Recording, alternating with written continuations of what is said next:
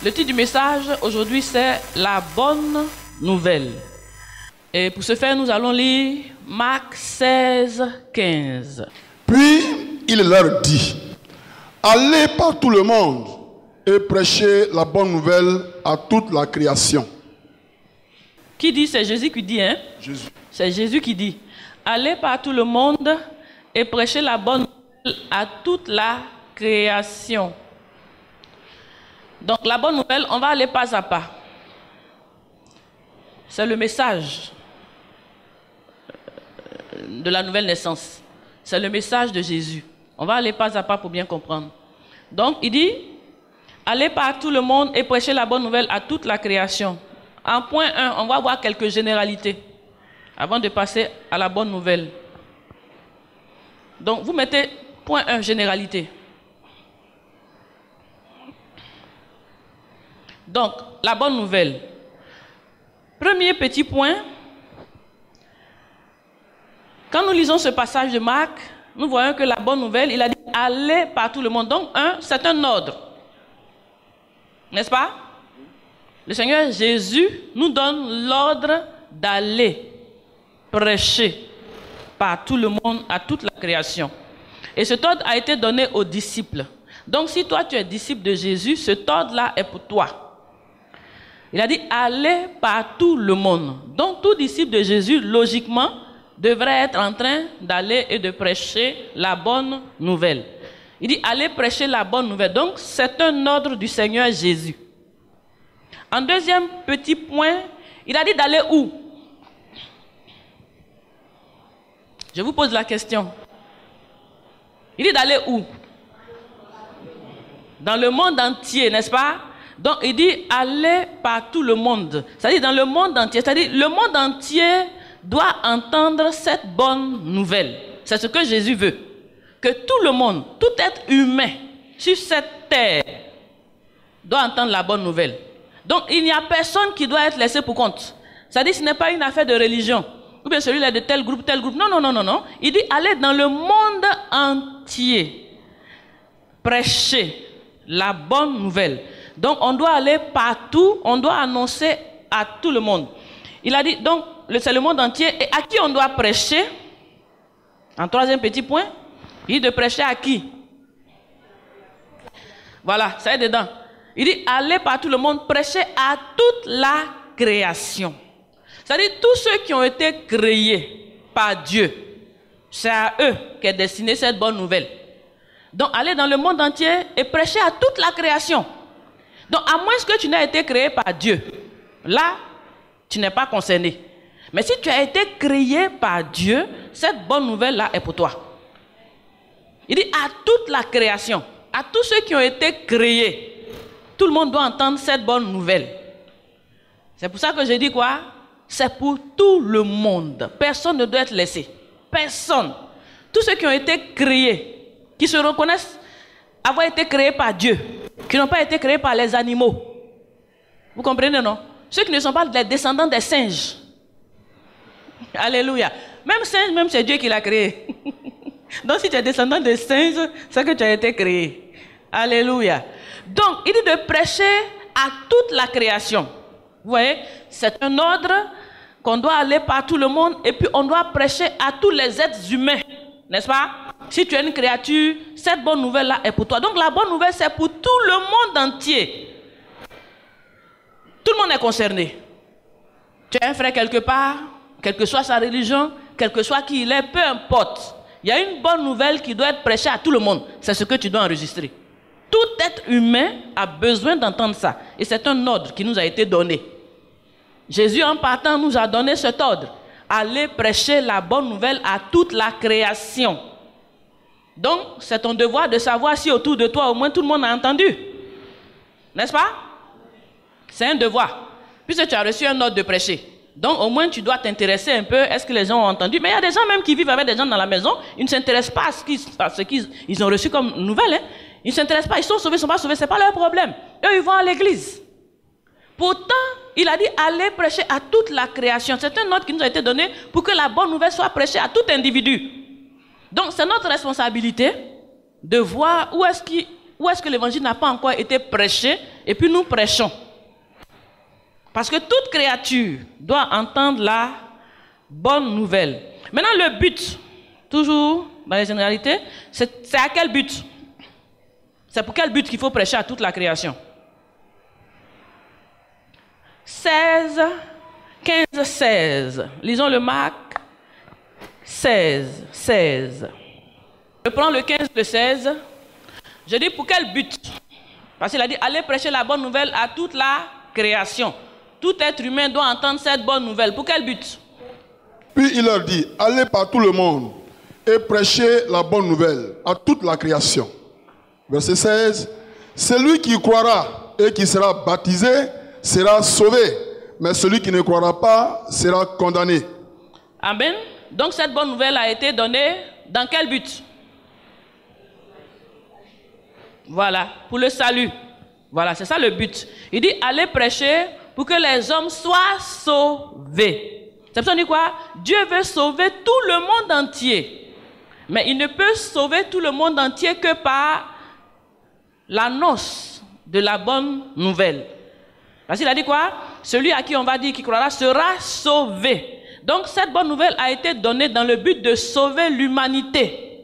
Voilà. Maintenant il dit quoi? Celui qui croira et qui sera baptisé sera sauvé. Donc cette bonne nouvelle, quand on te l'annonce, on s'attend à ce que tu crois.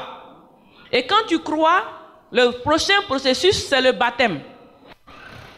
C'est-à-dire, pour être sauvé, le but c'est de sauver. On t'annonce la bonne nouvelle. Tu crois, tu te fais baptiser et tu seras sauvé. Donc si tu crois à la bonne nouvelle, que tu n'es pas sauvé, je dis tu n'es pas calculé, tu n'es pas concerné par le salut. Mais il a dit quoi? Celui qui croira et qui sera baptisé. Donc pour être baptisé, il faut croire. N'est-ce pas? On ne peut pas te baptiser. Généralement, j'ai été baptisé bébé. Quand tu étais bébé, quand on t'a baptisé, est-ce que tu as cru en la bonne nouvelle? N'est-ce pas? Parce que pour être baptisé, selon ce que le Seigneur a dit, il faut croire. Parce que le salut est personnel. Si tu crois que tu te fais baptiser, tu es sauvé. Si tu ne crois pas, il dit quoi? Tu es condamné. Donc c'est une nouvelle qu'on t'annonce. Tu as le choix de croire ou de ne pas croire. Mais si tu crois, tu seras sauvé. Si tu ne crois pas, tu seras condamné. Donc, la bonne nouvelle, quand elle est annoncée à des gens qui sont conscients, qui peuvent croire et qui peuvent décider de suivre. Donc, on n'annonce pas, on ne baptise pas un bébé. C'est pour ça que certaines communautés ne baptisent pas des bébés parce que le bébé ne peut pas croire en quelque chose. N'est-ce pas? Il n'a pas dit que si tes parents croient et qu'on te baptise, tu seras sauvé. Il a dit toi-même, si tu crois et que tu te fais baptiser, alors tu seras sauvé. Donc le salut là c'est personnel. Même si tes parents t'ont baptisé, sache que tu n'iras nulle part si toi tu n'as pas cru et tu ne peux pas baptiser par toi-même. Parce qu'il faut croire en quelque chose. Et quand tu as cru à la bonne nouvelle, ta vie sur terre nous démontre que tu as cru vraiment à la bonne nouvelle. Ta marche nous démontre, par les fruits que tu produis, tu nous démontres que tu as cru en quelque chose. Et c'est par cela que tu seras sauvé. Donc si tu baptises un enfant, c'est une perte de temps. Au contraire, c'est très grave parce qu'il y a des enfants aujourd'hui qui se disent qu'ils sont déjà baptisés, donc ils ne se font plus baptiser. Puisqu'on les a baptisés bébés, pour lui les baptiser, les sauver. Or sa vie est une vie d'enfer. Il vit une vie de débauche, puisqu'il n'a rien compris. Pour lui, il pense que c'est on est baptisé puis on est sauvé. Non, il faut croire en quelque chose. Il faut décider d'appartenir, de suivre quelque chose. Et ensuite, tu te fais baptiser librement, parce que le salut, là, c'est pour toi-même. Ce n'est pas par procuration. Voilà, le salut n'est pas par procuration. C'est toi-même qui décides. Et puis, tu te fais baptiser. Et c'est toi-même qui vas répondre devant Dieu. C'est toi-même qui seras sauvé. Donc, si vous avez été baptisé, bébé, je vous dis, écoutez la bonne nouvelle, prenez votre décision personnelle de vous faire rebaptiser pour espérer être sauvé. Donc ça, ce sont les généralités. On dit celui qui ne croira pas sera condamné. Donc la bonne nouvelle doit pouvoir séparer ceux qui croient d'un côté et ceux qui ne croient pas de l'autre. Avec la bonne nouvelle qui est annoncée, on doit te dire oui, j'adhère ou je n'adhère pas. Oui, je crois et je suis le processus, je rentre dedans, ou alors je ne crois pas, je me mets d'un côté, je suis parmi les condamnés. Il y a deux côtés. Celui qui croit est sauvé, celui qui ne croit pas est condamné. C'est ce que Dieu a dit. Dans les généralités, lisons Luc 20, 34 à 36. Le titre du message, c'est la bonne nouvelle. Nous allons essayer de comprendre la bonne nouvelle qui nous permet d'être qualifiés pour le salut ou alors d'être qualifiés pour les condamnés, c'est-à-dire l'enfer. Jésus leur répondit, « Les enfants de ce siècle prennent des femmes et des maris. Mais ceux qui seront trouvés dignes d'avoir part au siècle à venir et à la résurrection des morts ne prendront ni femme ni mari. » Amen. Ok. Donc le Seigneur dit quoi? Les enfants de ce siècle prennent des femmes et des maris. Donc il y a ce siècle. On est dans un règne. On est dans un certain siècle. Mais il dit quoi? Tous ceux qui seront dignes d'avoir part au siècle à venir. N'est-ce pas? Donc il y a 2 siècles. Il y a ce temps dans lequel nous sommes. Dans lequel nous sommes en train de vivre. C'est dans ce temps-là qu'on se marie. C'est dans ce temps-là qu'on fait mariage. Mari et femme, c'est dans ce temps-là. Mais dans le siècle à venir, dans le monde qui vient après, que le Seigneur va remettre en place là-bas, il n'y aura pas de mari, il n'y aura pas de femme. Il n'y a pas à faire de je me marie avec quelqu'un. Il dit on sera comme les anges. Pas de mari, pas de femme, chacun pour Dieu. Amen. Donc ce que je veux vous faire remarquer ici, c'est qu'il y a 2 temps. Il y a le siècle présent. Certaines choses sont en train de se faire dans ce siècle présent, mais le Seigneur nous dit qu'il y a un autre siècle qui va venir. Et dans ce nouveau siècle qui va venir, il y aura d'autres dispositions par rapport à la vie des hommes. Donc il y a 2 temps. Il y en a qui pensent que parce qu'ils sont en train de vivre dans ce temps-là, alors pour eux c'est fini. Quand tu vis, c'est fini, on t'enterre, alors c'est fini. C'est pas fini. N'est-ce pas? Il y a 2 temps. Il y a ce siècle-là dans lequel nous sommes, où il y a des mariages, il y a tout. Et il y a un autre temps qui va venir. Dans ce siècle qui vient là, là-bas il n'y aura pas de mariage, mais il y aura beaucoup d'autres choses. Donc sachez toujours qu'il y a 2 temps. Après la mort, il y a un autre temps qui va venir. Donc les choses ne sont pas finies. Certains disent que, ah mon cher, après la mort, il n'y a plus rien, donc je vis pour moi ici. C'est parce que tu ne sais pas qu'il y a un autre temps qui va venir. C'est pour ça que tu te plais à vivre pour toi ici, sans savoir qu'il y a une condamnation qui arrive et il y a une vie aussi éternelle qui arrive. Il y a 2 temps. Donc la bonne nouvelle, on a vu un peu les généralités. Mettez 2e point maintenant, la bonne nouvelle. On va essayer de comprendre la bonne nouvelle en elle-même. Alléluia. Quand on parle de bonne nouvelle, cela suppose qu'il y a une mauvaise nouvelle. Vous n'êtes pas OK? N'est-ce pas? Pour qu'une nouvelle soit vraiment bonne, c'est parce que déjà en bas, il y a une mauvaise. Donc quand on t'annonce la bonne que tu attendais depuis longtemps, alors tu es content. Une nouvelle n'est bonne que si au préalable, il y a une mauvaise. On est d'accord? C'est pour ça qu'on dit la bonne nouvelle. Parce qu'elle va venir certainement régler le cas de la mauvaise. Et elle va t'apporter quelque chose de nouveau qui va te procurer maintenant la joie. La bonne nouvelle en général, elle procure quoi? La joie, la paix, la foi, l'amour, n'est-ce pas? Elle procure la patience, elle procure la force et elle procure la persévérance. Quand tu reçois une bonne nouvelle là, la première des choses, tu cries de joie, n'est-ce pas? Tu es content. N'est-ce pas? Parce que la mauvaise nouvelle est là-bas. Au contraire, la bonne nouvelle donne la joie. Quand tu reçois au téléphone qu'on te dit « Ah, tu as reçu ça », tu peux même sauter d'ici le ciel. Tellement tu es content. Donc, la bonne nouvelle procure la paix, la joie, la paix, la foi, parce que tu peux patienter, tu peux tout faire. Quand tu as une bonne nouvelle, tu as la force de tout accomplir. Donc, ceux qui ont reçu la bonne nouvelle de Jésus-Christ là, eux, ils ne sont pas perturbés. C'est ce que je veux dire. Si tu as vraiment reçu la bonne nouvelle, parce qu'une bonne nouvelle doit te procurer la joie. Tu ne dois plus être de ces chrétiens qui sont toujours anxieux, qui sont toujours mine froissée, qui sont toujours soucieux, qui n'ont pas de paix, qui n'ont pas de joie. Parce que Jésus a dit la bonne nouvelle, une vraie bonne nouvelle doit te procurer la paix, la joie, la foi, la patience, la force, la persévérance. C'est-à-dire que tu sais ce en quoi tu as cru. Tu sais sur quoi tu comptes. Et tu peux être tranquille. Donc, si tu es chrétien, que tu n'as pas encore reçu cette paix-là, après avoir entendu la bonne nouvelle, peut-être la nouvelle, elle n'est pas bonne. Parce qu'une bonne nouvelle doit te procurer la joie et la paix, en premier lieu. La joie et la paix, ça c'est tranquille. Écoute, si tout de suite on te dit que tu vas recevoir, c'est toi qui as gagné le jackpot de combien de 20 millions, tu fais comment là? Hein? Moi-même. Le sourire commence à sortir. Amen, n'est-ce pas? C'est-à-dire tu ne t'attends pas à ça. Toi, tu te débrouilles avec quelques miettes. Et on t'appelle, on dit toi, c'est à toi qu'on va donner les 20 millions. Donc, quand la vraie joie, la bonne nouvelle, quand elle vient, ça transforme, ça change, ça épanouit. Celui qui a reçu la bonne nouvelle de Jésus, là, logiquement, il est épanoui. Il est épanoui. Donc, si toi, ta chrétienté est frustrée, quelle nouvelle as-tu entendue? Parce qu'une bonne nouvelle épanouit. Donc, quand je dis, s'il y a une bonne nouvelle, c'est qu'au préalable, il y a une mauvaise. C'est-à-dire, pour que tu la reçoives comme une bonne, c'est que tu vis dans une situation de mauvaise nouvelle. C'est pour ça qu'elle vient être la bonne nouvelle. Donc, ce que je pourrais peut-être demander, selon vous, quelle est la mauvaise nouvelle qui fait qu'on a besoin d'une bonne nouvelle pour être vraiment dans la joie? Quelle est cette mauvaise nouvelle? La mauvaise nouvelle pouvait être, par exemple, que nous sommes tous pécheurs et sommes privés de la gloire de Dieu. Alléluia. Dieu te bénisse. C'est sa réponse. On acclame le Seigneur.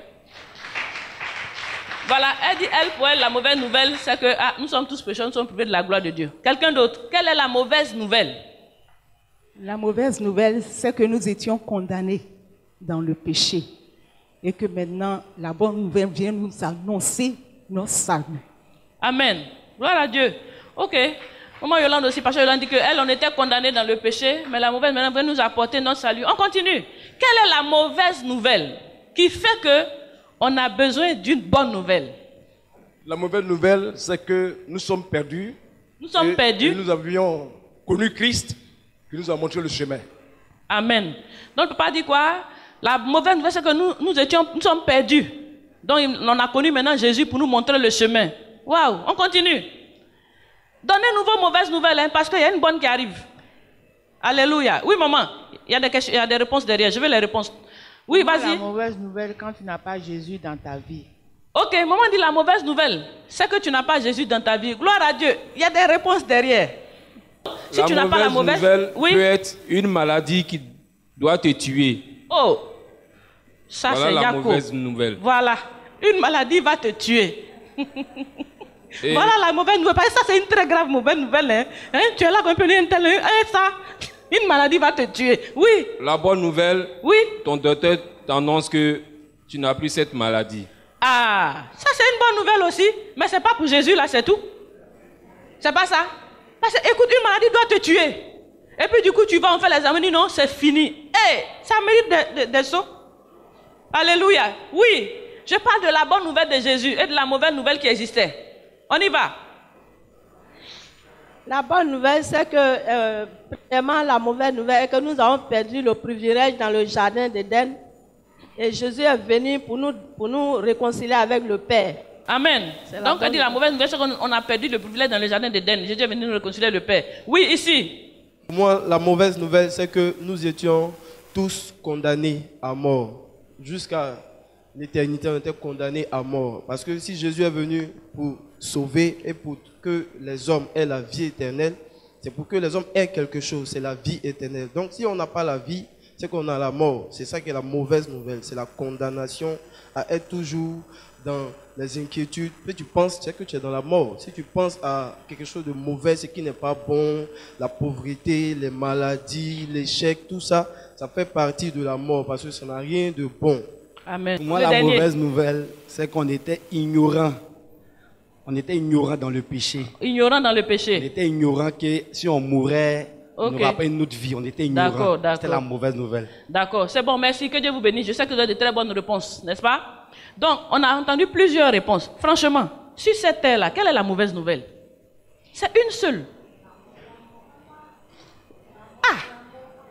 Mais tout le reste là, on peut régler.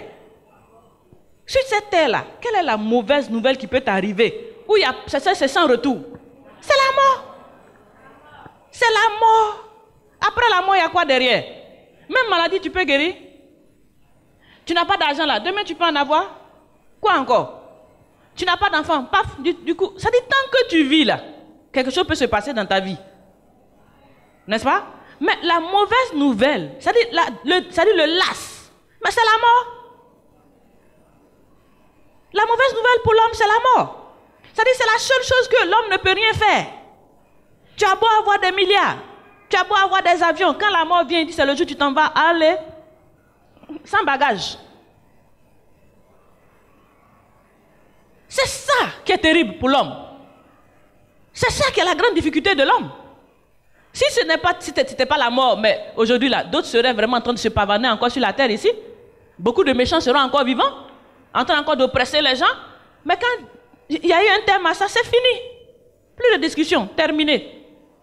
Donc la mauvaise nouvelle pour l'homme, c'est la mort. La mauvaise nouvelle, c'est la mort. Donc, c'est ce que tu dois comprendre. Parce que tu as qu'à beau être comment, tu vas passer par là-bas. N'est-ce pas? Qui ne va pas mourir? Ah. Le tour de chacun arrive à tour de rôle.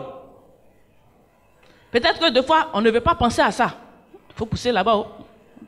Il ne faut pas y penser à la mort et puis, moi, je... Donc, forcez. Chacun, ça va arriver. Chacun va passer par là. Donc la mauvaise nouvelle, parmi ici sur cette terre, que Dieu a créée, c'est la mort. Voilà notre problème. Voilà le problème de l'homme. C'est la mort. Donc Jésus dit quoi? Il va nous donner une bonne nouvelle. Donc on a la mort comme mauvaise nouvelle. Et quelqu'un a dit comme ça que la mort n'était pas au commencement, c'est à cause d'Adam que la mort est rentrée dans le monde. N'est-ce pas? Quand Dieu avait créé le jardin d'Éden là, il n'avait pas pensé qu'on mourrait. Pour lui, on serait en train de vivre, même de manger l'arbre de vie et puis de vivre éternellement. Mais Adam a commis la faute et Adam a envoyé la mort dans cette affaire. Voilà que le monde, tout le monde passera par la mort. Tout le monde doit mourir. Donc la mauvaise nouvelle, c'est la mort. Lisons maintenant Romains 5, 12. On continue, on est en train de chercher à comprendre la bonne nouvelle. C'est pourquoi, comme par un seul homme, le péché est entré dans le monde, et par le péché, la mort, et qu'ainsi la mort s'est étendue sur tous les hommes, parce que tous ont péché. Alléluia. Donc on dit c'est pourquoi par un seul homme. Le seul homme là c'est qui? C'est Adam. À cause de ce seul homme là, le péché est rentré dans le monde et par le péché la mort. Donc la mort est venue à cause du péché d'Adam. Sinon la mort n'était pas dans ce monde. Et la mort est venue, ainsi la mort s'est étendue sur tous les hommes. Donc aujourd'hui quoi? Tous les hommes meurent. C'est ça, il a dit quoi? Allez annoncer la bonne nouvelle à tous les hommes. Donc, si toi tu n'es pas un homme qui va mourir, cette bonne nouvelle, ce n'est pas pour toi. Voilà. Mais si tu es un homme et que tu vas mourir là, cette bonne nouvelle là, c'est pour toi. Il dit, allez annoncer à toute la création qu'il y a une bonne nouvelle qui est venue. Parce que la mauvaise nouvelle, Adam a envoyé la mort sur cette terre par son péché. Et à cause de la mort, du péché d'Adam, la mort maintenant s'est étendue sur tous les hommes. Nous, on n'était pas là quand Adam a fait le problème. Lui, il est mort, et voilà que à cause de lui, nous tous, on doit mourir. C'est pas un problème, ça? Ça, c'est le problème de tu as faim? C'est le problème d'habit? C'est le problème de voiture? Tu peux avoir voiture, villa, maison, avion, mais tu vas mourir. Donc, le problème même, il est là. Le gros problème, c'est la mort. Ce n'est pas les détails là. Ça, c'est la mort qui est le problème. Donc, il dit, la mort s'est étendue maintenant sur tous les hommes. Voilà que tout le monde doit mourir. Or, on n'avait pas été créé pour mourir. Lisons Romains 3, 23. Car tous ont péché et sont privés de la gloire de Dieu. Alléluia. Voilà. On m'avait dit tout à l'heure la bonne nouvelle parce que tous ont péché et sont privés de la gloire de Dieu. Donc depuis la génération d'Adam, tout le monde, ce problème-là, c'est versé sur nous, comme on dit. Nous sommes tous des pécheurs. Et en tant que pécheurs, nous devons tous passer par la mort. Nous sommes tous, en fait, des morts en suicide. Tu marches comme ça, là, mais tu es déjà programmé. C'est pas vrai? C'est pas que tu ne connais pas ta date? Nous sommes des morts en suicide. C'est-à-dire des morts qui se baladent comme ça sur la terre. C'est pour ça que le Seigneur Jésus a dit quoi? Laissez les morts enterrer leurs morts. Ils pensent qu'ils sont quelque chose en train de faire. C'est des morts que tu vois là. Ils sont tous des morts. Le temps va arriver pour chacun. Ils vont tous... Mon parti. Laissez les morts enterrer leurs morts. Nous sommes tous des morts en suicide. Parce que tous ont péché. Continuons de lire. Romains chapitre 6, le verset 23. Car le salaire du péché, c'est la mort. Mais le don gratuit de Dieu, c'est la vie éternelle en Jésus-Christ, notre Seigneur. Alléluia. Donc, en fait, la mort est venue à cause du péché. La mort est rentrée, c'est le péché qui apporte la mort dans la vie d'un homme. C'est le péché. Parce que le salaire du péché, on dit quoi? C'est la mort. C'est parce que Adam a péché que la mort est rentrée dans cette affaire. Donc, c'est le péché qui envoie la mort, sachez-le.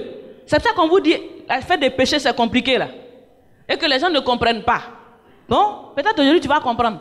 C'est le péché qui envoie la mort. C'est à cause du péché que chacun va passer comme ça, un à un. On va les enterrer. Alléluia. Lisons 1 Corinthiens 15, 22. 1 Corinthiens chapitre 15, le verset 22. Et comme tous meurent en Adam, de même aussi, tous revivront en Christ. Alléluia. Donc on dit quoi? Tous meurent en Adam. C'est ça qui nous intéresse. On parle de mort là. Donc je dis quoi? À cause de Adam, nous tous là, on va mourir. Adam a envoyé la mort sur la terre. Et la mort s'est étendue maintenant à tous les hommes. Parce que tous les hommes ont péché. C'est vrai que Adam a péché devant Dieu. Ça c'est vrai. Et Adam est mort. Mais il faut dire que chacun de nous aussi, on a nos propres péchés. Donc on ne peut pas dire que c'est seulement à cause d'Adam. Quand on fouille dans nos vies là, nous méritons aussi la mort, chacun d'entre nous. C'est pas vrai? Nous ne sommes pas des pécheurs. Chacun de nous connaît son péché. Chacun de nous sait ce qu'il fait. Et c'est ton péché là qui te conduit à ta propre mort. Donc le monde entier est pécheur et le monde entier va mourir parce que tous ont péché. Tout le monde est pécheur. Le péché conduit à la mort. On pourrait dire non, c'est vrai, Adam a péché. Il y en a aujourd'hui des chrétiens qui sont des chrétiens, soi-disant ils sont de la génération de Jésus là. Mais pour eux, ils ne font plus de péché quoi. C'est-à-dire que ils ne font plus de la fornication, voilà. Ce qui est plus de fornication, plus d'adultère. Bon, ils mentent ça, il ne faut pas parler de ça parce qu'ils mentent. Ils font plus quoi encore? Plus d'adultère, plus de quoi? C'est-à-dire les péchés faciles là. Si tu ne fais pas d'adultère, ça c'est facile.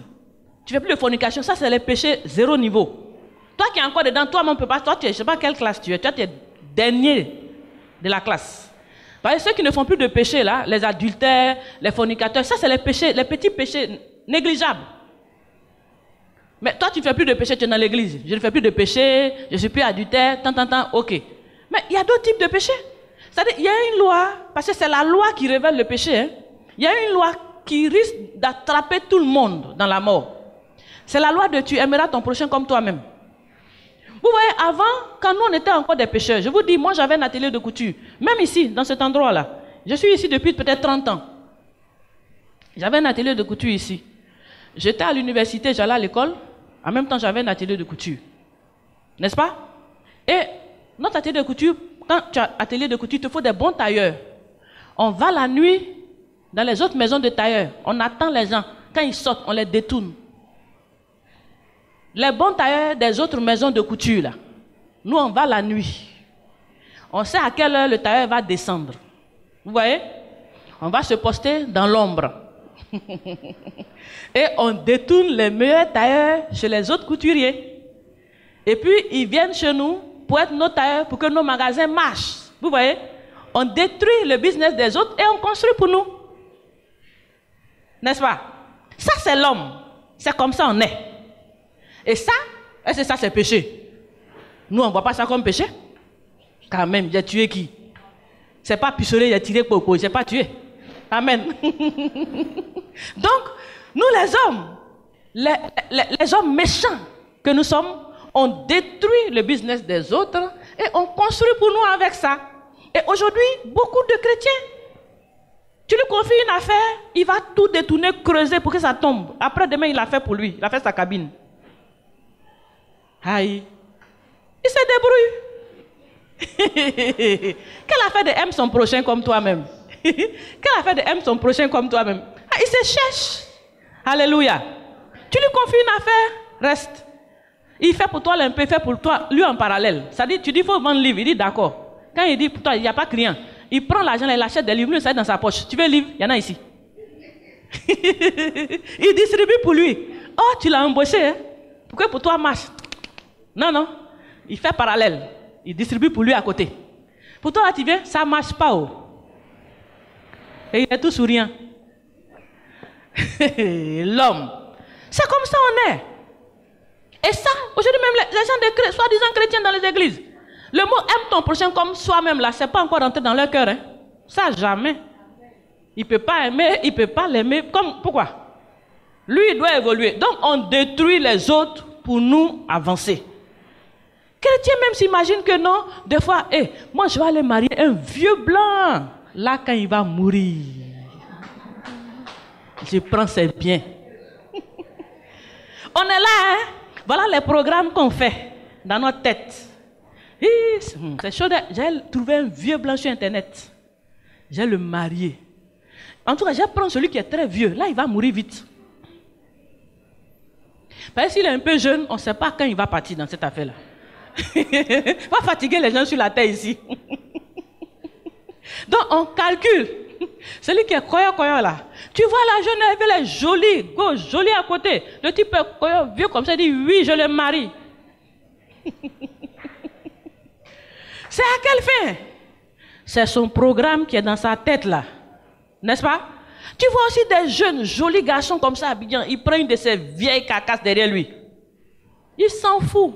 Faut te moquer. Mais elle a déposé des choses pour lui, c'est ça qui compte. Il a son programme. Lui, il veut avancer. Et puis quand il arrive là, oh chouchou, je t'aime. Oh bisous, tout est faux. Et nous les hommes, on est mauvais. Oh. Regarde, il faut te regarder. Hein. Ça dit, il ne faut pas voir chez l'autre. La Bible dit tous sont péchés. La mort là, c'est pour nous tous. On est mauvais. On est méchant. Au bureau, tu es capable de tout faire, manigancer, pour que celui qui est devant toi là tombe. Et puis toi, tu prends sa place. Et lui, les chasser, toi, tu es content. Tu es heureux. Tu es grand. Tu as été nommé. L'homme est méchant, l'homme est mauvais. Donc, la Bible dit quoi? Depuis Adam jusqu'à aujourd'hui, là, le péché, là, c'est notre nature. Malheureusement, il y a encore des chrétiens qui sont dans ça, c'est ce qui est dommage. Donc, ainsi, quand je parle, si tu es encore dans ces choses en tant que chrétien, il faut sortir dedans. Hein? Parce que la mort t'attend. La mort t'attend. Le péché conduit à la mort. On condamne les autres, eux, ils font adultère, ils font ceci, ils font cela. Eux, ils sont déjà morts. Mais toi qui te dis que tu es sauvé et tu es encore dans les péchés, la mort t'attend. Et puis la mort, c'est à deux niveaux. Il y a la première mort. Et puis il y a la seconde mort. Quand on lit la Bible, il y a la seconde mort. Qui a déjà vu la seconde mort? Voilà. Ah oui, il y a la seconde mort. Il y a une première vague. C'est-à-dire, on va mourir comme ça. Fia, fia, fia, fia, fia. N'est-ce pas? Et puis, il y aura la résurrection. Et en plus maintenant, il va y avoir maintenant la seconde mort. C'est la seconde mort là qui est définitive. Hein? Voilà. Il y a une mort définitive qui arrive. Mais la première mort là, elle n'est pas définitive. C'est là où, gloire à Dieu. C'est-à-dire la mort d'Adam là, ce n'est pas une mort éternelle. Vous comprenez? Voilà. C'est là où il y a une possibilité de salut. La première mort n'est pas éternelle. C'est la deuxième mort là, dans le temps de feu qu'on sera jeté là, c'est ça qui est définitif. Donc il y a la première mort et il y a la seconde mort. Ça veut dire quoi? Il y a ce siècle-là et il y a le siècle d'après. Donc dans ce siècle-là, tous vont mourir. Et ensuite dans le siècle d'après, quand tous vont ressusciter, maintenant les vrais morts là seront condamnés dans le feu éternel. Donc il y a deux morts. Alléluia. Donc on dit quoi? Tous meurent en Adam. Donc qui a envoyé la mort sur la terre? C'est tout simple. C'est Adam qui a envoyé cette affaire de mort sur la terre ici. Gloire à Dieu. De la même manière que Adam a envoyé la mort, il y a un deuxième Adam. La Bible nous parle d'un deuxième Adam. Qui est le deuxième Adam? C'est Jésus. Donc le premier Adam a envoyé la mort. Et la mort s'est étendue sur tous les hommes. Dès que tu nais, fini, tu es condamné à mourir. Parce que tu es né, tu es descendant d'Adam et Ève. Mais Dieu a fait venir un deuxième Adam qui, lui, nous donne maintenant la vie. Lisons 1 Corinthiens 15, 56. L'aiguillon de la mort, c'est le péché. Et la puissance du péché, c'est la loi. Alléluia. Donc je vous disais que c'est à cause du péché que la mort existe. Et il y a péché parce qu'il y a la loi, n'est-ce pas? Donc à cause de la loi, celui qui ne respecte pas la loi tombe dans le péché. Et celui qui tombe dans le péché, il reçoit la mort. Voilà le circuit. Donc la loi, c'est-à-dire quoi? Tout ce que Dieu prononce est une loi. Tout ce que Dieu dit est une loi. Donc celui qui ne respecte pas ce que Dieu dit, c'est-à-dire il va contre Dieu, on dit quoi? Il tombe sous la loi de Dieu, il devient un pécheur. Tout ce que tu fais contre la parole de Dieu, on appelle ça péché. Et comme c'est un péché, alors la conséquence automatique, c'est la mort. On disait que Adam a envoyé la mort sur la terre, mais Jésus a envoyé la vie. Lisons Romains 5, 18, 19. Ainsi donc, comme par une seule offense, la condamnation a atteint tous les hommes, de même, par un seul acte de justice, la justification qui donne la vie s'étend sur tous les hommes. Vous comprenez, non? À cause d'un seul, la condamnation à mort là, est descendue sur tout le monde. De la même manière, à cause d'un seul, la justification qui produit la vie aussi va descendre sur nous tous. Est-ce que vous comprenez ça? Donc Adam est venu avec la mort, il a contaminé tout le monde va mourir. Mais Dieu qui est Dieu n'a pas arrêté là-bas. Il a fait venir un autre Adam. Un autre Adam qui lui est Jésus. Vous comprenez? Qui lui maintenant vient avec la justification qui produit maintenant la vie. Donc par un seul acte, parce que lui seul il a été obéissant jusqu'à la mort sur la croix, il a été justifié. Donc cette justification là aussi va descendre sur nous tous, et puis nous tous on va avoir maintenant la vie. Vous comprenez bien? Donc un a produit la mort à tout le monde, mais un autre second Adam maintenant va produire la vie pour tout le monde. Lisons 1 Corinthiens 15, 21, 22. Car, puisque la mort est venue par un homme, c'est aussi par un homme qu'est venue la résurrection des morts. Voilà, c'est là où on en vient. La mort est venue, n'est-ce pas? La mort est tombée sur tous les hommes, n'est-ce pas? Mais aussi, Jésus dit quoi? Le Seigneur dit quoi? Par un seul homme aussi, Jésus, il y aura maintenant la résurrection des morts. Est-ce que vous pouvez comprendre ça? Il y a eu la mort. Nous devons tous mourir. Mais ce n'est pas la fin. N'est-ce pas? Une fois que tu seras mort à cause d'Adam, mais il y a la résurrection des morts qui t'attend maintenant à cause de Jésus. Est-ce que tu comprends ça? Donc le fait de mourir, ce n'est pas la fin. Ce n'est pas du tout la fin. Parce que Jésus est venu maintenant avec la résurrection des morts. Le problème étant la mort, quel antidote on devait apporter? Quelle solution on devait apporter à la mort? C'était quoi la solution? Avant la vie, la résurrection des morts. Pour que les morts aient la vie, c'est en les ressuscitant. Tu comprends? Voilà, la vie, c'est la conséquence de la résurrection des morts. N'est-ce pas? Le problème, c'est la mort.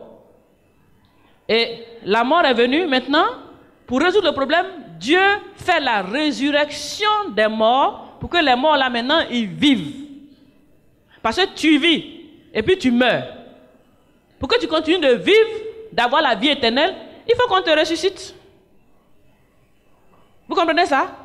Voilà. Donc Jésus est venu avec la résurrection des morts. Ça veut dire quoi?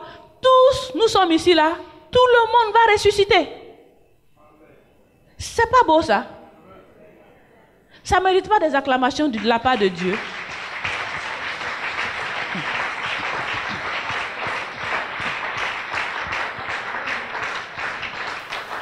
Donc, la mort est venue par un homme, Adam. Gloire à Dieu, Adam. Mais la résurrection des morts aussi est venue par Jésus. Donc, il n'y a plus de problème. Même si Adam m'a envoyé la mort, mais j'ai une solution. J'ai la solution. La résurrection des morts est là, donc je vais ressusciter. C'est pour ça que Paul a dit quoi? Moi, la mort m'est un gain. Paul a dit quoi? La mort m'est un gain pour moi. Si je meurs là, c'est que je vais vite rencontrer le Seigneur. N'est-ce pas? Parce que je vais ressusciter. Vous comprenez, non? Donc Jésus est venu avec la résurrection des morts. C'est pour ça que Jésus, quelqu'un qui dit qu'il va nous ressusciter là, il faut que lui-même il ressuscite. Vous comprenez, non? C'est-à-dire, il a dit quoi? Je vais mourir, non? Mais moi, dans 3 jours, je vais ressusciter. Donc moi là, la mort là, n'a pas de pouvoir sur moi. Vous comprenez, non? La mort n'a aucun pouvoir sur Jésus. N'est-ce pas? Donc, il a montré que lui là, il peut mourir, mais il peut se réveiller. N'est-ce pas? Donc, pour montrer qu'il est capable de nous ressusciter là, même de son vivant, il a ressuscité Lazare. Vous voyez, non? Lazare était mort. Il était déjà pourri. Après 4 jours, les gens pleuraient.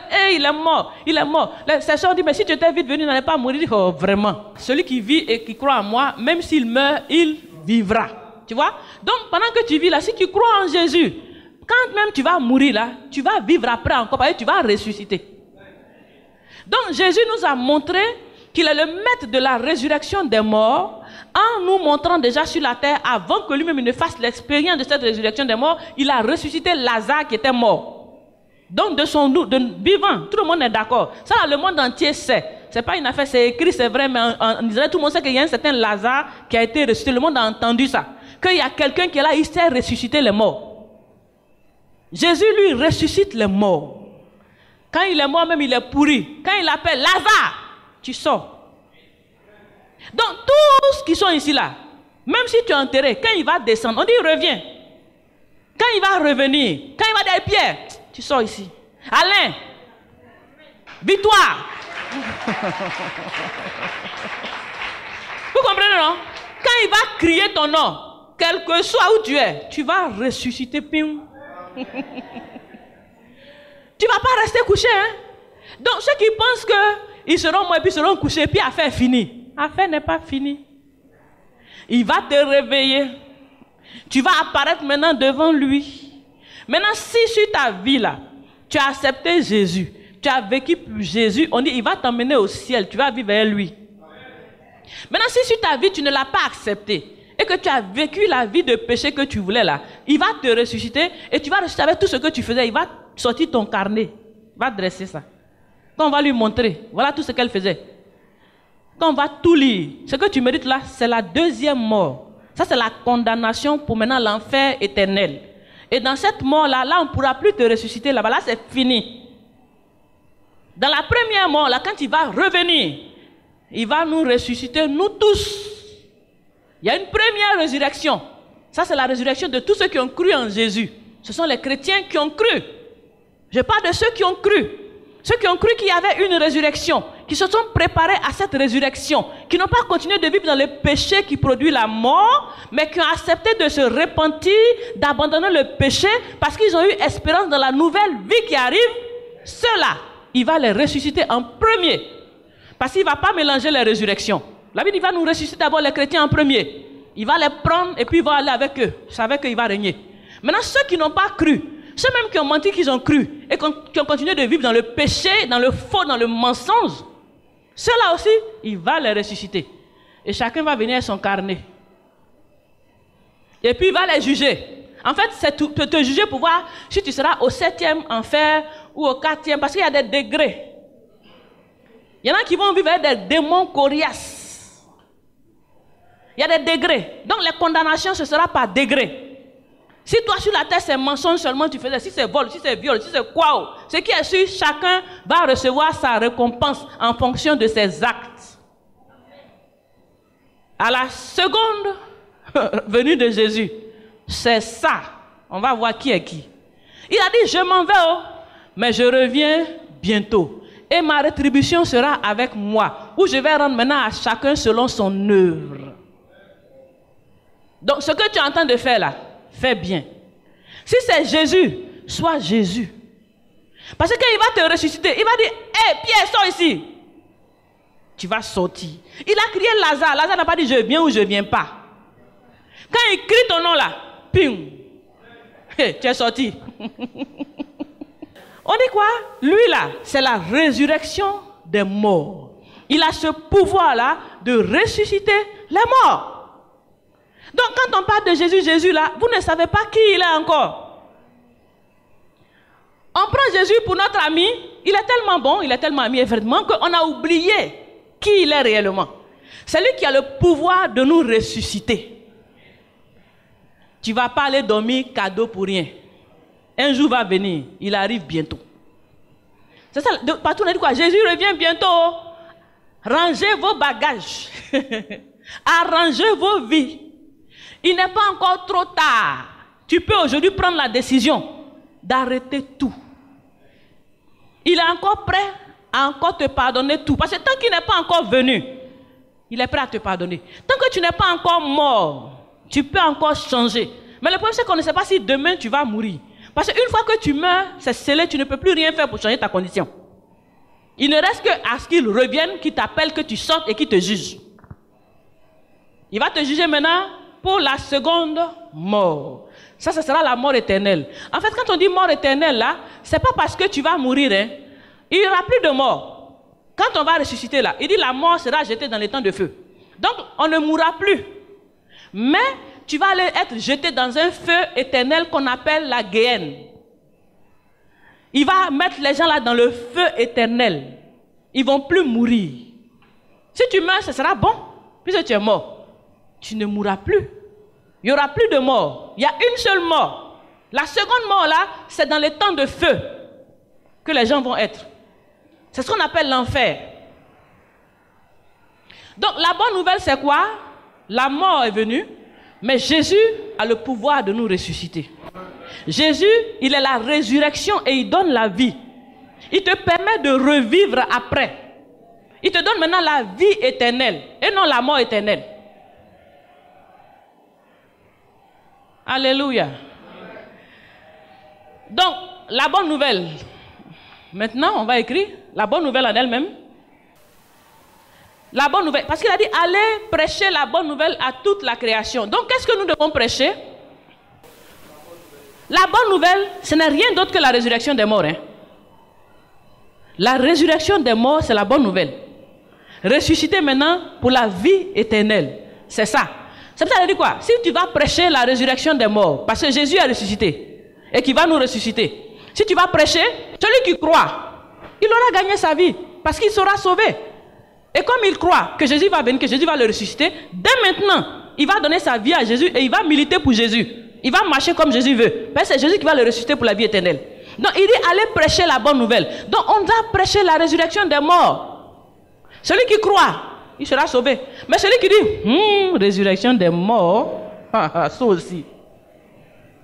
Celui qui ne croit pas, il sera condamné. Parce que certainement, il reviendra.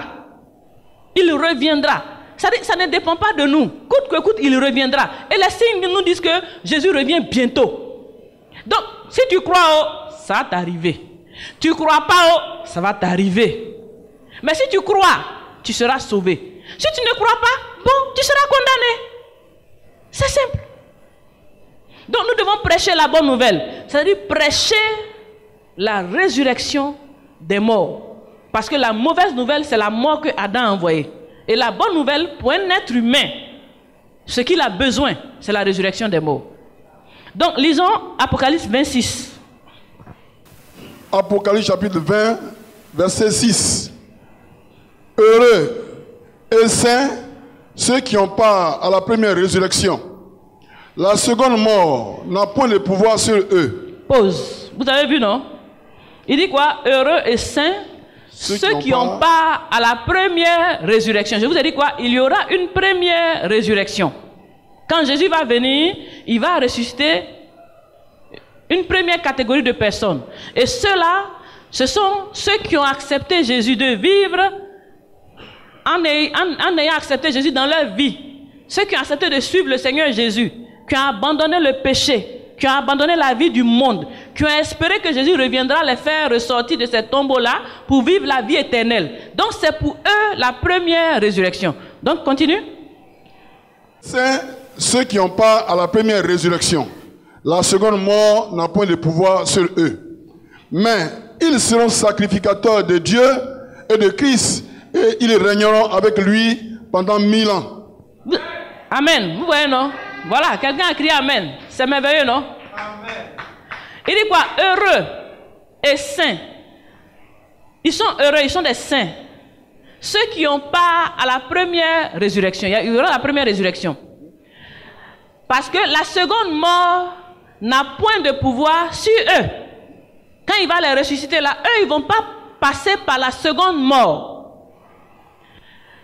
La seconde mort n'a point de pouvoir sur eux, mais ils seront sacrificateurs de Dieu et de Christ.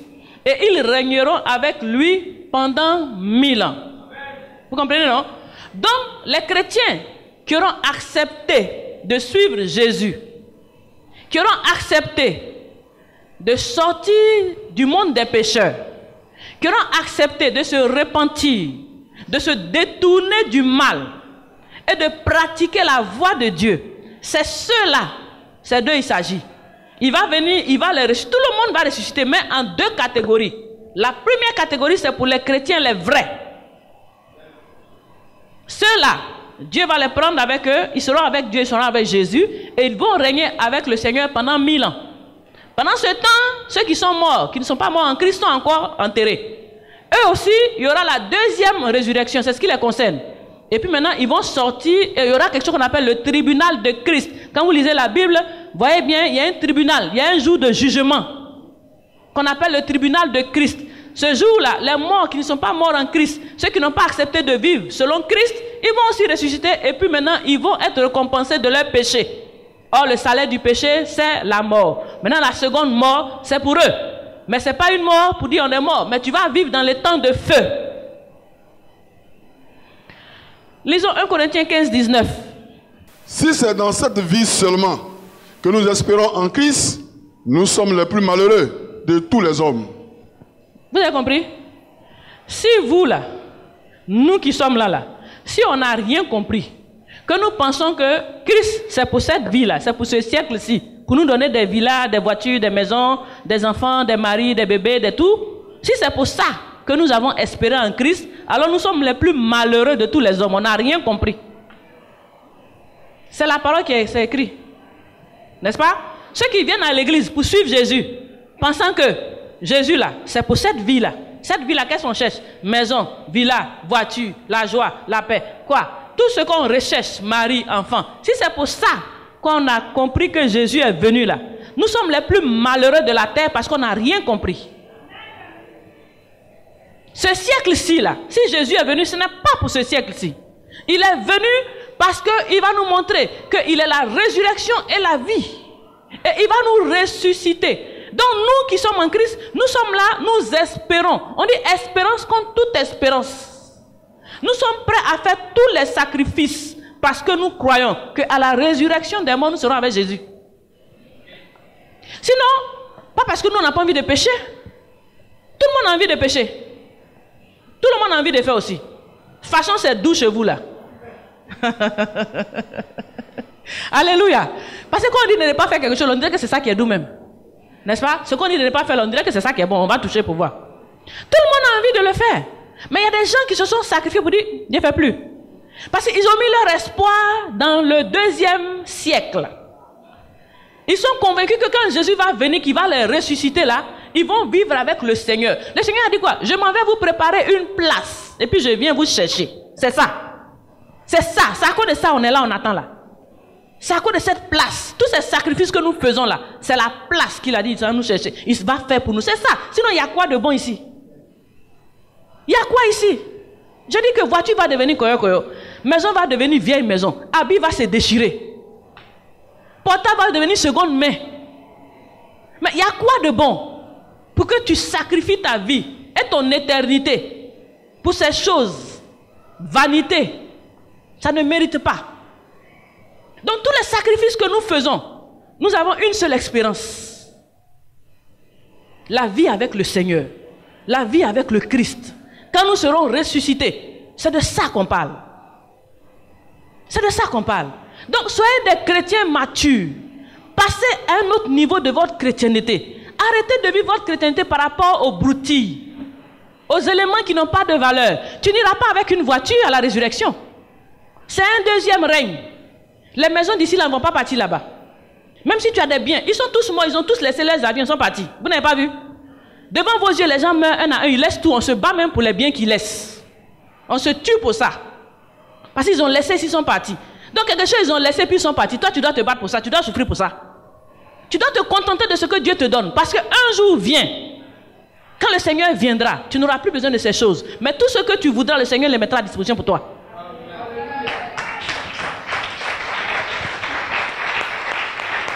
C'est ce jour-là que nous attendons. Donc nous les chrétiens, nous sommes en attente. On dit prépare-toi à la rencontre de ton Dieu. Donc je suis prêt à tous les sacrifices.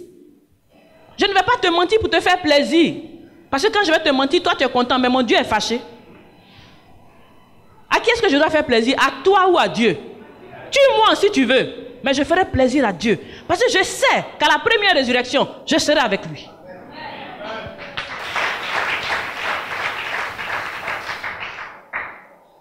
Ne soyez pas parmi les malheureux qui croient en Jésus pour les choses terrestres.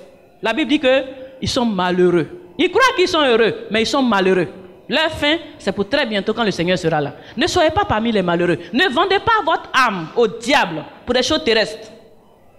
Soyez persévérants et patients en attendant ce jour-là, ce jour glorieux que le Seigneur nous a promis. Alléluia. Lisons 1 Jean 2, 25. 1 Jean chapitre 2. Le verset 25. Et la promesse qu'il nous a faite, c'est la vie éternelle. Alléluia. Quelle promesse Dieu nous a faite? Il n'a pas dit qu'il va te donner une voiture. Hein? Aujourd'hui, nous vivons pour les promesses, c'est vrai. Quelle est la promesse qu'il nous a faite? Il dit quoi? Et la promesse qu'il nous a faite, c'est la vie éternelle. Voilà ce qu'il nous a dit. C'est ça une promesse. C'est pour ça qu'il dit quoi? À quoi sert un homme de gagner le monde s'il perd son âme? Ça sert à quoi? La promesse qu'il nous fait là, ce n'est pas pour les broutilles. Il nous fait la promesse de nous faire vivre la vie éternelle après la résurrection. C'est-à-dire cette vie que vous recherchez ici là, vous allez la vivre pleinement. Dans de meilleures conditions. Il n'y aura plus de pleurs là-bas. Le Seigneur lui-même sera là. Dieu sera avec nous. Donc cette vie que vous cherchez à vivre maintenant ici là, elle n'est pas nécessaire. Il y a une autre vie qui nous attend. C'est la vie éternelle. Parce que soit tu sacrifies celle-là pour l'autre, ou alors tu prends celle-là et tu perds l'autre. On ne peut pas gagner les deux. Comprends? C'est un choix. Tu veux vivre en sacrifice maintenant et puis gagner la vie éternelle, ou alors tu veux gagner les choses maintenant ici parce que ce sera la tricherie, ce sera le mensonge, ce sera le vol, ce sera la convoitise, ce sera l'adultère, ce sera... tu ne vas pas aimer le prochain, tu vas écraser le prochain, ce sera la méchanceté. Et tu vas avoir ces choses-là. Tu vas être soi-disant riche sur cette terre. Mais la récompense, c'est la mort éternelle. Donc il y a un choix à faire entre sacrifier ce monde et être patient, avoir confiance en Dieu, que tu vas ressusciter pour la vie éternelle. Il y a un choix à faire. Mais ce qui est merveilleux avec le Seigneur, c'est que quand tu fais le choix pour le second, il te permet d'avoir les choses de maintenant. C'est différent, hein? On ne court pas après les choses de maintenant. On a fait nos sacrifices pour la vie éternelle. Mais lui-même, selon son bon vouloir, S'il veut nous donner quelque chose maintenant, on dit Seigneur, gloire à Dieu, c'est un goissou. C'est pour ça qu'il a dit quoi? Le royaume des cieux et la justice de Dieu d'abord. Et tout le reste là, on va vous ajouter, c'est des goissous. Vous comprenez, non? C'est des cadeaux, c'est des goissous. Donc le plus important, c'est votre vie éternelle. Donc faites tous les sacrifices qu'il faut pour gagner la vie éternelle. Maintenant le reste, goissou là, on ne demande pas à Dieu ce qu'on veut. Quand quelqu'un te donne goissou, c'est lui qui donne ce qu'il veut donner. Si c'est voiture t'a donné, Seigneur, gloire à Dieu, c'est mon goissou. Si c'est enfant, c'est gloire à Dieu. Si c'est mari, c'est gloire à Dieu. Tout ce qu'il te donne, c'est un goissou. Mais le plus important, tu l'as acquis, la vie éternelle. Cherchez maintenant le royaume des cieux, parce que la vie éternelle vous est réservée. Donc, je dis quoi? La promesse que Dieu nous a faite, c'est la vie éternelle, en passant par la résurrection des morts. Donc, ce que nous prêchons, c'est la résurrection des morts. Lisons 1 Corinthiens 15, 12, marquez. Or, si l'on prêche que Christ est ressuscité des morts, comment quelques-uns parmi vous disent qu'il n'y a point de résurrection des morts? Ah, voilà. On vous dit qu'il y aura la résurrection des morts. Les morts là vont ressusciter. Parce que tout le monde va mourir. Mais il y aura la résurrection des morts. Il dit, mais si nous prêchons que Christ est ressuscité des morts, pourquoi alors vous pensez qu'il n'y aura pas de résurrection des morts? Donc pourquoi Jésus est ressuscité alors? Donc il est venu se démontrer comme ça, démonstration de résurrection des morts pour rien? Non. Il est venu nous montrer qu'il a le pouvoir de faire ressusciter quelqu'un qui est mort. C'est ça. Il est venu nous montrer ce qui va se passer après. Qu'il a le pouvoir, c'est-à-dire il domine la mort. Que la mort n'a pas de pouvoir sur lui. Et quand même tu es mort, quand il te dit sors, tu vas sortir. C'est ça qu'il est venu nous montrer. Donc si nous prêchons que Christ est ressuscité, pourquoi vous pouvez penser qu'il n'y aura pas de résurrection des morts? Il y aura la résurrection des morts. Donc pendant que tu vis là, pense à demain. Parce que tu vas ressusciter. Maintenant pour où? C'est ça la question. En fonction de ce que tu auras choisi maintenant. Actes 4, 1 et 2. Tandis que Pierre et Jean parlaient au peuple, survinrent les sacrificateurs, le commandant du temple et les Sadduciens. Verset 2. Mécontents de ce qu'ils enseignaient le peuple et annonçaient en la personne de Jésus la résurrection des morts. Amen. Okay. Donc on dit quoi? Pierre et Jean annonçaient quoi? La résurrection des morts. C'est pour ça que je vous dis quoi? L'évangile qu'ils annonçaient, ils leur disaient qu'il y aura la résurrection des morts. Attention à vous. C'est ce qu'ils annonçaient. Pierre et Jean annonçaient la résurrection des morts. Quand Jésus est ressuscité, il est apparu à ses disciples. Il a dit quoi? Allez dire au monde entier que je suis ressuscité. Et que j'ai le pouvoir de ressusciter celui qui meurt. Donc Pierre et Jean, ils disent quoi? Ils prêchaient la résurrection des morts. Et les gens étaient mécontents. Vous comprenez? Lisons encore. Acte 17, 32. Lorsqu'ils entendirent parler de résurrection des morts, les uns se moquèrent et les autres dirent, nous t'entendrons là-dessus une autre fois. Voilà. Donc Paul prêche la résurrection des morts. Et puis ils sont en train de rire. Quoi. Quelle résurrection? Donc, ce n'est pas d'aujourd'hui. Tu vas prêcher. D'autres vont croire. D'autres ne vont pas croire. C'est ça le Seigneur a dit quoi? Celui qui croira, il sera sauvé. Celui qui croira qu'il y aura la résurrection des morts et qui se fera baptiser du baptême de repentance, qui va abandonner la vie passée, qui va abandonner ses péchés, il sera sauvé. Mais celui qui ne croira pas, il sera condamné. C'est tout. Donc tu prêches, celui qui veut y croire, celui qui ne veut pas, il ne faut pas y croire. Ce qui est sûr, le jour va arriver. C'est pas ce que je suis en train de vous prêcher là. Aujourd'hui là, je vous ai tout dit. Alléluia. Celui qui croira. On dit voilà. On dit quoi? Lorsqu'ils ont entendu parler de résurrection des morts, les gens se moquèrent. Et les autres disent quoi? Mon cher, cette affaire là, prochainement on va écouter. Ils n'ont pas cru. Ils se moquent. Bon, il n'y a pas de problème. Toi, il faut t'acquitter du service qu'on t'a confié. Il dit, allez par tout le monde prêcher à toute la création. C'est pour ça que je vous dis quoi? Ce n'est pas une affaire de religion. Si ton frère est bouddhiste, s'il est quoi que ce soit, ce n'est pas Bouddha qui va le ressusciter, c'est Jésus qui ressuscite. Aucun autre nom n'a été donné sur cette terre par lequel nous pouvons être sauvés. C'est ce que la Bible dit. Il n'y a aucun autre nom qui peut sauver. Parce que personne n'est ressuscité. Ils ne savent pas comment on ressuscite l'homme. Le seul qui va te ressusciter, c'est Jésus. Donc tout homme sur cette terre qui est né d'une femme, descendant d'Adam, a besoin d'être ressuscité. Donc tout le monde a besoin de Jésus maintenant. Ce n'est pas une affaire de religion. Fais ta religion, mais à la mort, quand tu vas mourir, de toute façon tu vas mourir, ta religion là, tu vas mourir. Et puis après la mort, vient le jugement. Maintenant on va voir qui va te ressusciter, puis tu vas habiter avec qui.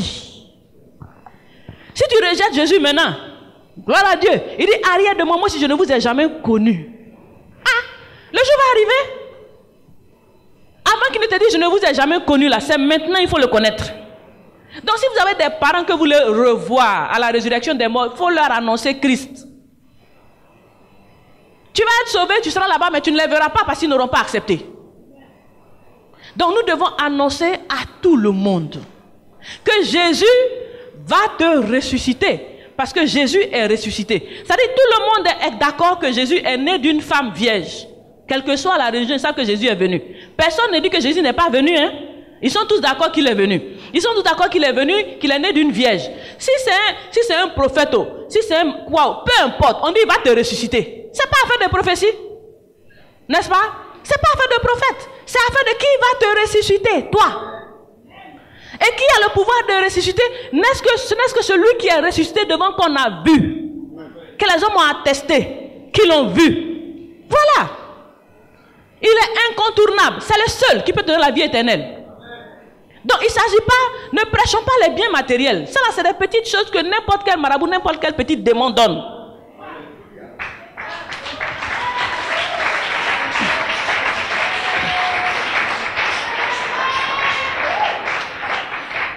Vous voyez, les petits marabouts, les petits démons, ça c'est des petites choses. Ne prêchons pas les biens terrestres, les biens matériels. Toutes ces églises-là qui perdent leur temps à prêcher les biens terrestres et les biens matériels. C'est un bas niveau. On parle de vie éternelle. Nous prêchons le ciel. Amen. Nous prêchons le ciel. Parce que si tu as le ciel, tu as Dieu. Et si tu as Dieu, tu as tout. Donc il faudrait élever votre esprit. Élevons-nous ensemble. Voyons plus loin. Ne courez pas après les miracles. Toutes ces choses vont passer. Mais la vie éternelle, c'est de ça qu'il s'agit. Alléluia. Lisons Actes 17:30. Dieu, sans tenir compte des temps d'ignorance, annonce maintenant à tous les hommes, en tout lieu, qu'ils aient à se repentir. Donc, il y a eu des temps d'ignorance, n'est-ce pas? Mais Dieu, sans tenir compte de ces temps-là, annonce maintenant que tous les hommes, en tout lieu, où que tu sois, que tous les hommes se repentent. Qui croient en la bonne nouvelle, n'est-ce pas? La bonne nouvelle de la résurrection de Jésus, qui va nous permettre aussi d'être ressuscités au dernier jour et de pouvoir vivre avec lui. Donc Dieu nous appelle tous, partout où nous soyons, que nous puissions abandonner les choses du monde et accepter le Seigneur Jésus, parce que c'est lui qui va nous ressusciter au dernier jour. Alléluia. Aujourd'hui, en tout cas, je t'ai tout dit. Je t'ai annoncé l'essentiel, c'est-à-dire la bonne nouvelle. On a prêché, on a dit beaucoup de choses, on a dit beaucoup de bonnes choses. Mais il y a un temps, quand tu arrives à une certaine maturité, Dieu veut que tu entendes l'essentiel. Et aujourd'hui, tu as entendu l'essentiel. Il dit, allez prêcher la bonne nouvelle. Tu as entendu la bonne nouvelle qui vient pour nettoyer la mauvaise nouvelle, pour te dire que même si tu meurs, tu vivras. Dis à ton voisin, même si tu meurs, tu vivras. Alléluia. C'est pas merveilleux? C'est pas merveilleux? C'est pas merveilleux? Parce que même si tu meurs, tu vivras. Gloire à Dieu. Tu as entendu l'évangile? Jésus dit quoi? Je suis la résurrection et la vie. Celui qui croit en moi vivra quand même il serait mort. Donc, c'est vrai que nous allons passer par la mort à cause du péché d'Adam, mais nous allons revivre à cause de l'obéissance de Jésus. Donc, la résurrection va s'étendre aussi sur nous tous. De la même manière que la mort s'est étendue sur nous tous. Dieu a envoyé la solution, c'est Jésus. La solution de la mort de l'humanité, c'est Jésus. Il a envoyé la résurrection des morts. Donc, c'est fini. Maintenant, nous sommes maintenant dans l'attente du retour. Et pendant ce temps-là, c'est-à-dire, il donne le temps à tout le monde de se repentir et de croire. C'est pour ça qu'il n'est pas encore revenu.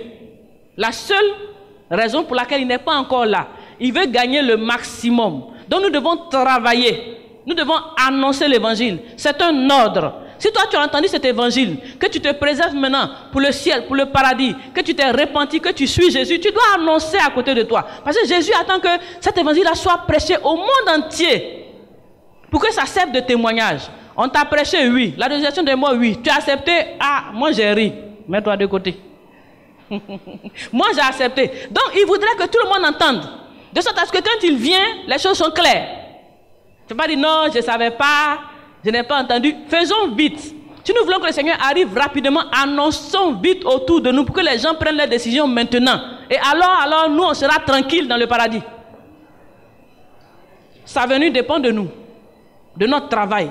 C'est ça que nous devons toujours évangéliser. Alléluia. Je t'ai annoncé la bonne nouvelle. Je pense que tu as été béni. Et que Dieu vous bénisse.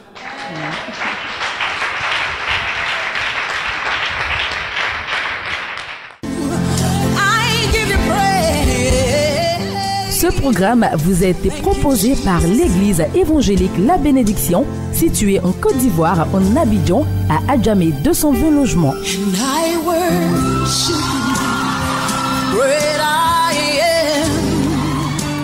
Vous avez été touché par ce message et désirez vous procurer les DVD.